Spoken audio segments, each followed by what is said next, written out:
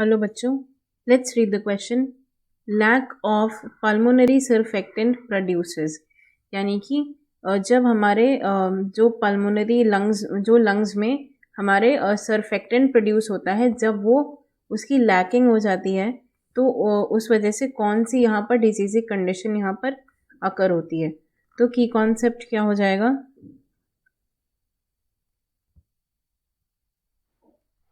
की कॉन्सेप्ट हो जाएगा यहाँ पर रेस्पिरेटरी डिसऑर्डर्स।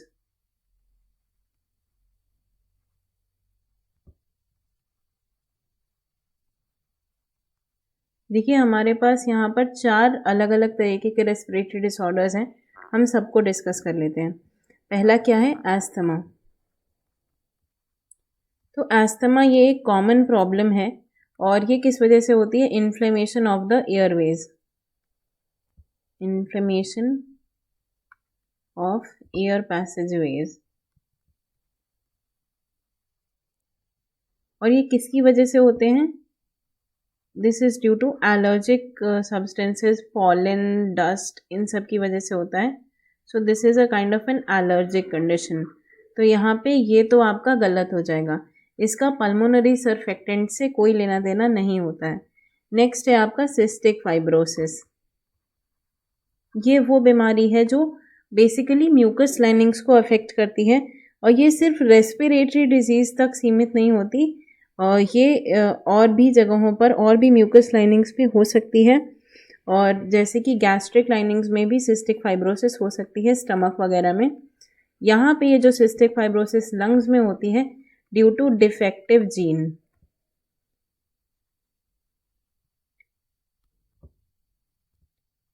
और ये कैसी होती है? ये जेनेटिक भी होती है, यानी ये इनहेरिटेड डिजीज भी होती है।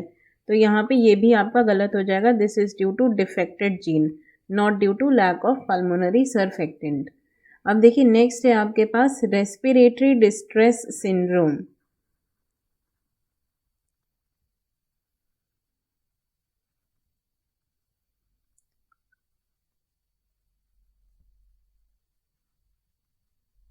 देखिए, सिंड्रोम मतलब a set of various symptoms या वेरियस डिसीजेस। तो ये रेस्पिरेटरी डिस्ट्रेस सिंड्रोम कब होता है? जब जो लंग्स हैं ये सीवियरली इन्फ्लेम्ड हो जाते हैं ड्यू टू सम इन्फेक्शन और इंजरी, और जो इन्फ्लेमेशन है उसकी वजह से जो ये आपका पल्मोनरी सर्फेक्टेंट है ये भी लंग्स में बहुत कम होने लगता है। ये जो पल्मोनरी सर्फेक्टेंट है, पल्मोनरी सर्फेक्टेंट, इसको हम क्या कहते हैं? लेसिथिन। पल्मोनरी सर्फेक्टेंट का नाम है लेसिथिन। जब यहाँ पर लेसिथिन की लैकिंग होने लगती है और सीवियर लंग इन्फ्लेमेशन,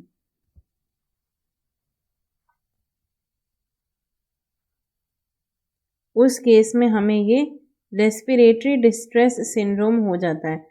तो यहाँ पे आपके इस क्वेश्चन का सही आंसर हो जाएगा option C. Respiratory distress syndrome is the disease which occurs due to the lack of pulmonary surfactant. इसके बाद आया आपका जो ऑप्शन डी है, वो है एम्फिसेमा। तो ये एम्फिसेमा जो डिजीज़ है ये एल्वियोलर डिस्ट्रक्शन की वजह से होती है। एम्फिसेमा इज द कंडीशन,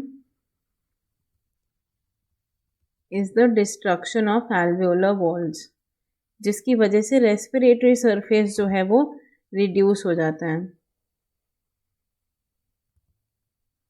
तो यहाँ पे आपका आंसर क्या हो जाएगा? Option C, which is the respiratory distress syndrome. जो पल्मोनरी सर्फेक्टेंट है उसे हम कहते हैं लेसिथिन।